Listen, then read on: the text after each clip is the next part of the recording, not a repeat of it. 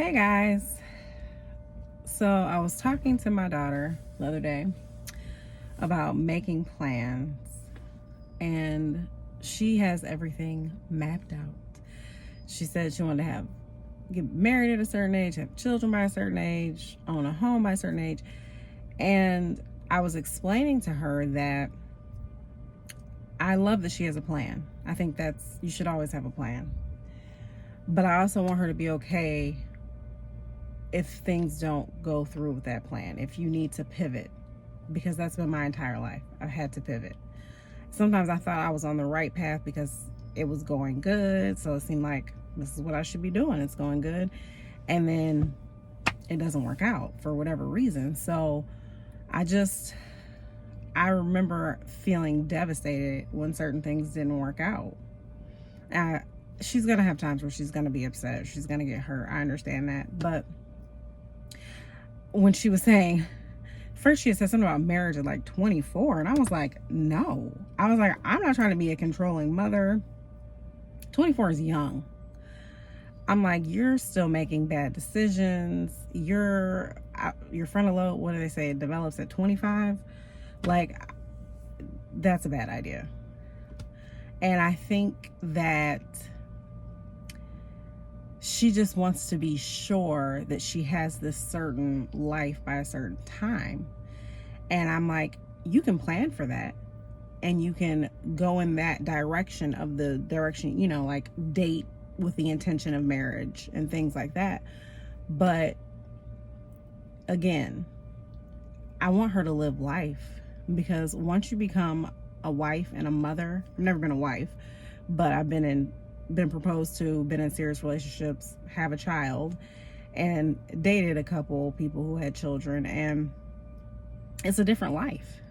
Women, we tend to put our all into our kids or whoever we're with, and we're often put on the back burner. And if you haven't lived life, I said, a lot of people who've gotten married at 22, 23, 24 are divorced by 32. And I don't know what the statistics are on that. I just know that there are people who've gotten married that young. And then there are the people who, like, I have a best friend. They've been together since she was in high school. But that's not the norm. She was the exception, not the rule. So I was just telling her that just be prepared to pivot. I said, I've lived in California 3 different times in my life. And when I was in high school, when I was living in California, I had all these plans. And when my uncle passed, I had to decide between staying and leaving. And I was too young. I was too young to really make a good decision on that. I was basing everything off of, which this is understandable, but I was basing a lot of things off of the fact that I wanted to graduate with my friends. It was my junior year of high school. I had grown up with my friends. I wanted to graduate high school with my friends. And that's what I was basing it off of. And I don't regret going back, but I know how different my life would have been had I stayed. Selena wouldn't be here though, had I stayed. Had I came back, had I stayed in California, yes, she would not exist. So there's no regrets there. I just know I would have definitely went down it would have been a different life. And so I'm just explaining to her that every decision, every choice leads you down a different path. The guy you choose to date, the guy you choose to have children with, the guy you choose to marry, the state you choose to live in, the job you choose to stay at or leave, whether you decide to be an entrepreneur, whatever it is, it's going to dictate a lot of your life. And so, as unserious as I am usually about life, I'm kind of lighthearted about most things. I do know that you have to really think hard before you make certain decisions in life. And some of the most important are who you marry, who you have kids by, your career choices, because that can make or break whether you're happy or not in life. A lot of times you go into the same job that you hate for 30 years, it's going to be some misery there. But yeah, so that was a conversation I had with my daughter the other night. I am headed to go see the venue where we're having her graduation party, because we need to, me and my sister and I need to see how we're going to decorate, where things are going to go, how much extra tables we need, things like that. So I'll show you guys the venue when we get there. All right.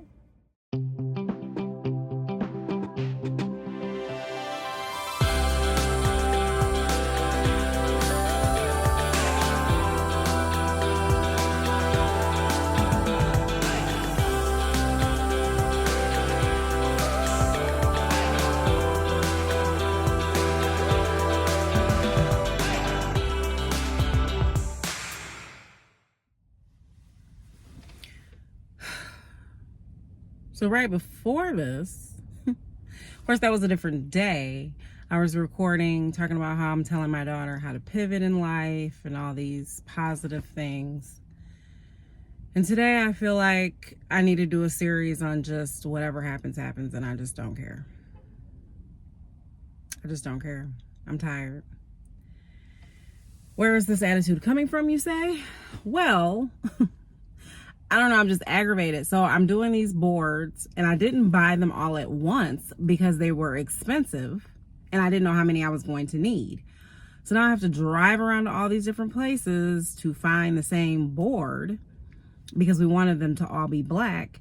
And I was gonna change it and be like, okay, I'll do 2 black and 2 white because I have 2 more to do.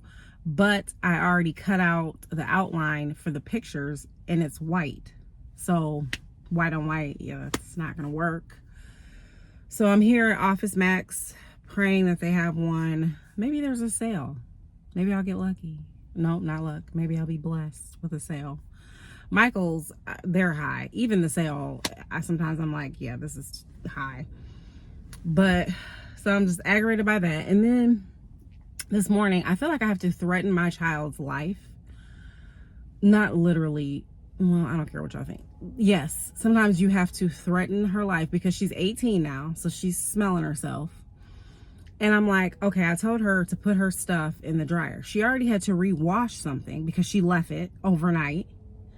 And I'm like, you can't just keep leaving that in there. So finally she goes, rewashes it, puts it in the dryer. I expected you to take it out because I told her I needed to wash towels. She didn't take it out. So I got up this morning to take her to work, and if she wasn't going to be late, I would have made her go do it, because I'm like, now I have to take the crap out of the dryer to do what I have to do, as if I don't already have enough going on. And then I have company coming over, and so I'm like, I still want to run the vacuum, do a couple things. She's like, you want the house to be like shining. It's not dirty. Kids don't know what dirty is. I'm convinced. At least she doesn't, because just because you don't see big pieces of trash laying out in the middle of the damn floor doesn't mean it's not dirty. So I was just extremely aggravated and annoyed with today. And I don't know. It doesn't help that I'm on my period. No, that doesn't help. But on top of that, I just feel like everything I have to tell her to do, it's like threaten. I'm like, why can't you just do these things? You have 3 weeks left of high school. 3 weeks. You would think you would be on it so you could just get this mess done and be done. But no. I'm like, dang, I get senioritis, but good Lord. So that's what I'm dealing with. Hopefully I'm about to go in here and find a blackboard. If not, I might have to figure out something else, because I'm tired of hopping around from store to store. And now it's about to rain, and it's kind of cold today in good old Michigan. So I just wanted to rant about that, how in the beginning of this video I was talking about pivoting and being all positive, and now I feel like very negative right now.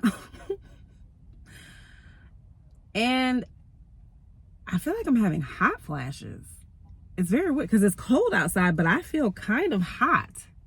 Maybe I'm just angry and irritated, and that's why I feel hot. I don't know. This coat is warm though. That could be it. It's a very nice coat. So yeah,